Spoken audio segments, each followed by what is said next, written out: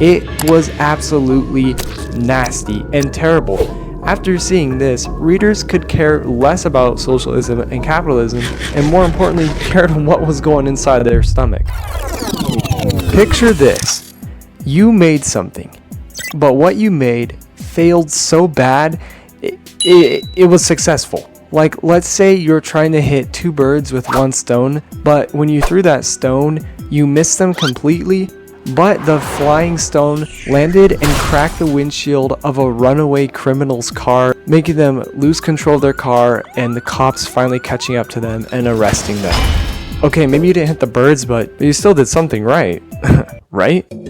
Let's talk about The Jungle by Upton Sinclair.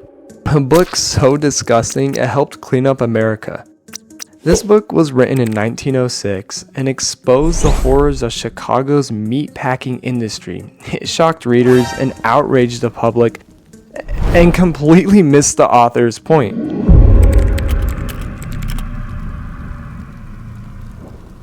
This is the story of a novel meant to spark a socialist revolution, but instead led to federal food safety laws. This is how The Jungle successfully failed. Upton Sinclair was a passionate socialist. He wanted to change America, and not just its diet, but its economic system.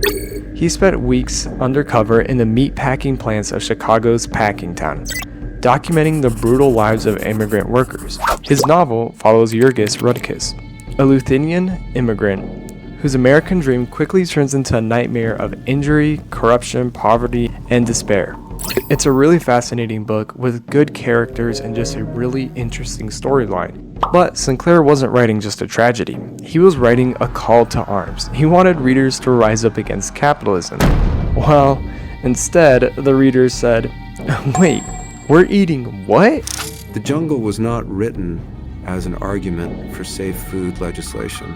It was written as an argument on behalf of workers' rights, but it had unintended consequences. The public, they couldn't care less about the labor conditions. No, they were horrified about the food. The meat that was being packed and made and processed, it had moldy meat in it, rats, feces. Even workers were falling into the vats and becoming a part of the product. It was absolutely nasty and terrible. After seeing this, readers could care less about socialism and capitalism, and more importantly, cared what was going inside their stomach.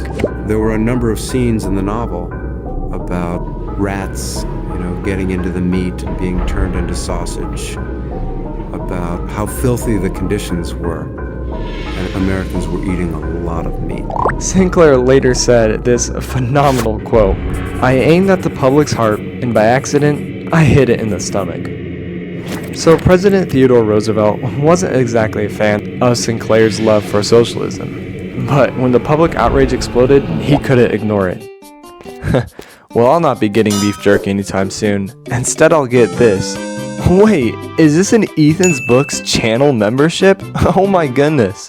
So not only do you get to become a bookworm, but you also get bonus videos and these really cool badges by your name. Honestly, this is quite the deal and way cheaper than beef jerky. I think I'm definitely going to go for this.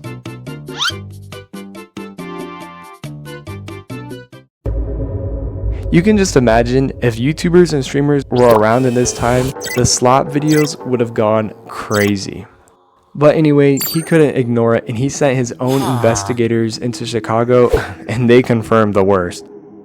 What Sinclair wrote about what was happening in the meatpacking industry was actually happening.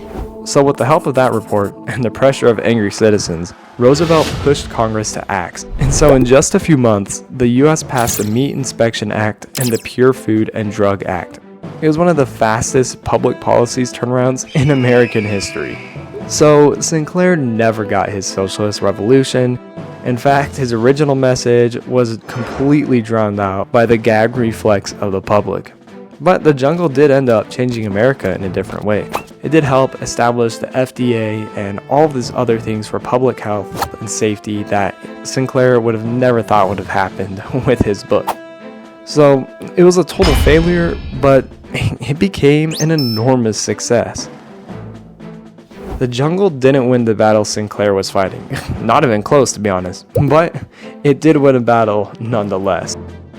So just remember, some failures can actually turn out to be quite successful, just like Sinclair's book here. He wasn't expecting this type of revolution, but turns out one did happen, just not the one he was thinking about. I aimed for the public's heart, Sinclair recalled, and by accident, I hit it in the stomach. So what do you think about the jungle's successful failure? It's pretty interesting in my opinion, and just something you would never expect from a book about socialism. So anyways, that's it for me. Make sure you like, subscribe, and become a member if you can. I'll see you all in the next video. Peace.